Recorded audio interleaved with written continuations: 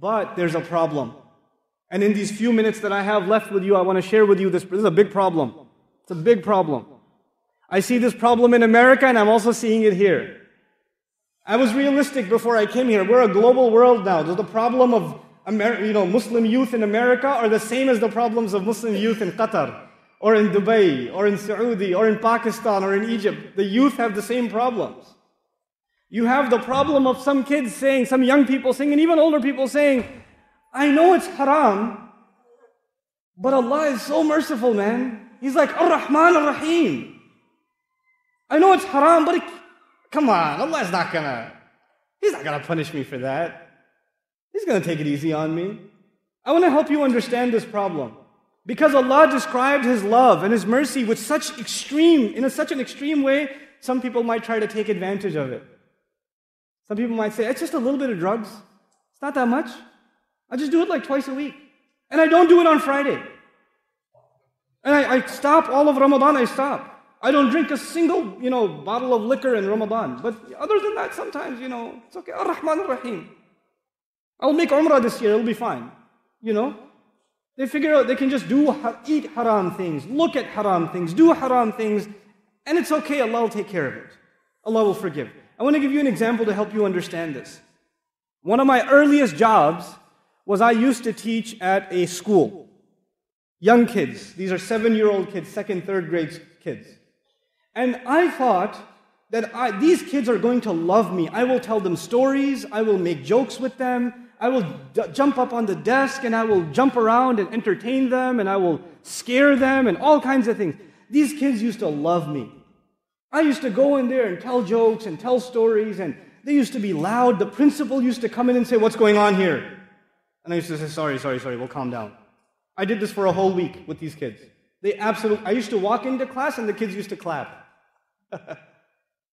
But then after a week, I go back into class and I say, okay guys, open up chapter 5.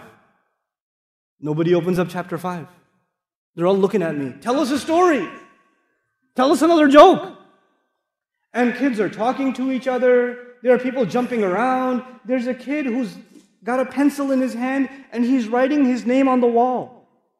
And he's looking at me and he's writing it. And he's looking at me again and he's writing it. You ever see that happen? And then his friend says, I think he sees you. He says it to him. And he goes, I know, but he's a nice guy. And he keeps going.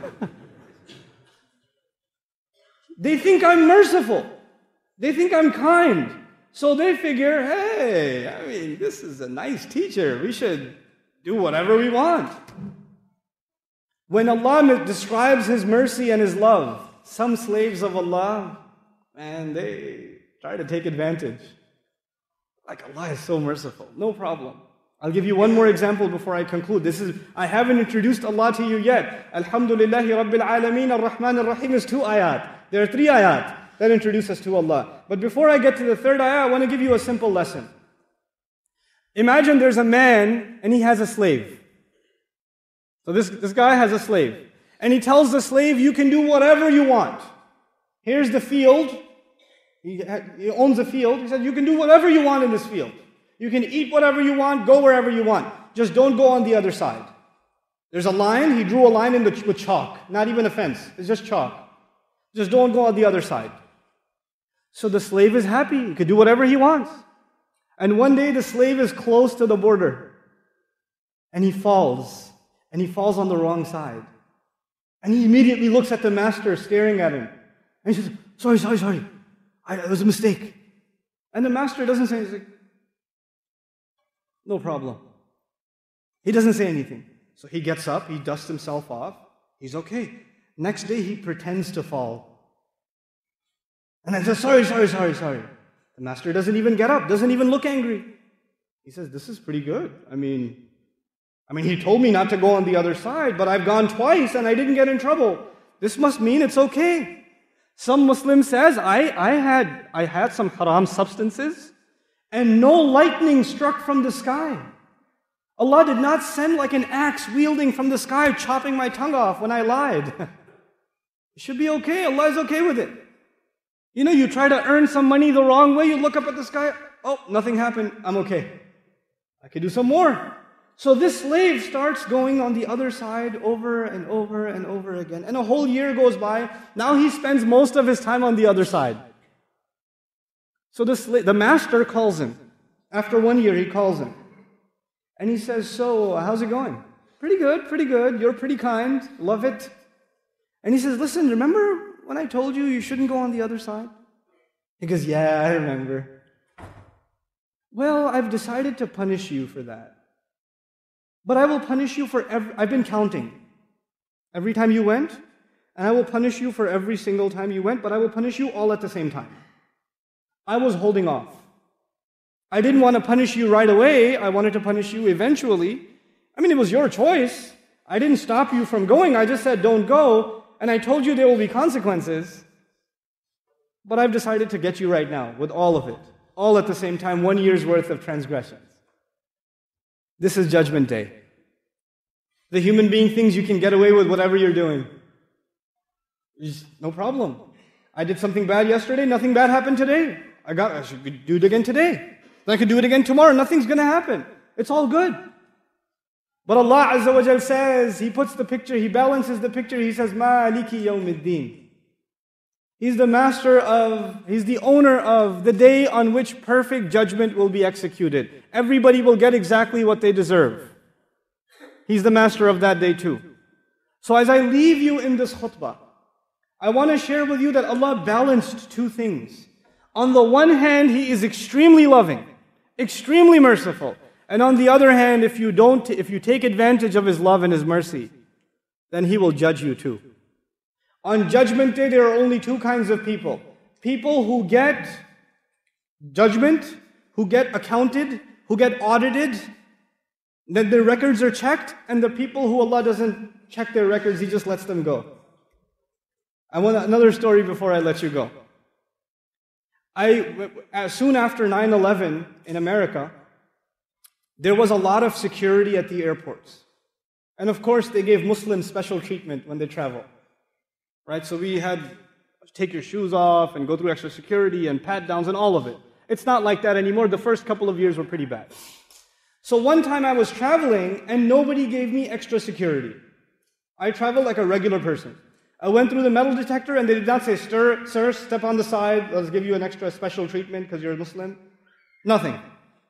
So I was surprised. I looked at the security guard and I said, I don't get it. But immediately the ayah came in my mind, hisaban yasira. Allah Azza wa Jal describes on Judgment Day, there will be people who will have their book in their right hand. فَسَوْفَ يُحَاسَبُ حِسَابًا يَسِيرًا فَأَمَّا مَنْ أُوتِيَ كِتَابَهُ بِيَمِينِهِ فَسَوْفَ يُحَاسَبُ حِسَابًا يَسِيرًا. The guy who gets the book handed to him in his right hand, he will be given an easy audit. You don't have to open your book and show the angels. By the way, on page 35, I have a Hajj. Please make sure you check that one. I think I caught Laylatul Qadr this Ramadan. If you make sure I get that. The angel says, Gali koi nahi. Jao. Just go. It's okay. No big deal. They're not checked. But if you get stopped by security on Judgment Day, and they say, let's see your book, and they open the page, and you even get asked one question, Judgment Day is bad for you. It's bad for you. إِنَّهُ مَنْ سُئِلَ يَوْمَ الْقِيَامَةِ فَقَدْ هَلَكَ. The one who gets asked even one question on Judgment Day is done, is destroyed.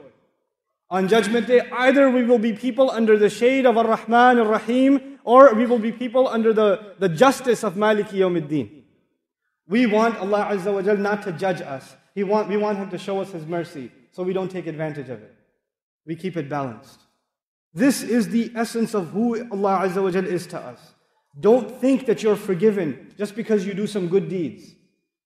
Don't think like that. And don't think Allah will not forgive you. If you've made mistakes all of your life, and you made mistakes even before you came to Salat today, if you did that, don't think that you're going to hell. You're not. Who says you're going to hell? You're still alive. The opportunity for tawbah is still there. Allah is still letting air into your lungs. He's still letting you breathe, which means He still wants you to come to Him. If He wanted you to be done, you wouldn't be alive right now. Everybody who's alive is because Allah wants them to make tawbah. That's a mercy of Allah to them. So you don't ever think it's too late for me, or I've done too many bad things. Allah will not forgive me. You're not bigger than the mercy of Allah. You're not bigger than the forgiveness of Allah. And at the same time, don't you ever think, and I should never think, that I will only do a few bad things, it's no big deal though. I read a lot of Quran, I'm okay. I make salat in the masjid, I'm okay. I have some bad habits, they're hard to let go of, but it's okay, Allah will forgive those. Nuh-uh. There are some people who only have one sin, and they keep doing it over and over again. It's one problem they have, and they don't let it go. Allah Azza wa Jal describes this in the Quran. بَلَا مَنْ كَسَبَ سَيِّئَةً وَأَحَاطَتْ بِهِ خَطِيئَتُهُ فَأُولَٰئِكَ أَصْحَابُ النَّارِ. The guy who earned one sin, he's obsessed with one problem. He's got one addiction. It could be alcohol, it could be drugs, it could be pornography. I don't know, it could be something for you. It could be your anger, it could be abusive language, it could be backbiting. I don't know what your problem is. We all have some problem. But you don't let go of it. You hold on to that sin and you say, it's just one problem. Everything else is good though. You accept it. Then Allah says you get wrapped up into that sin. And those are people of fire. Those are people of fire. They don't let go of their sin. May Allah Azza wa Jal help us accept the fact that we are slaves of His. And may Allah Azza wa Jal help us earn His mercy and His love in this dunya and in the akhirah.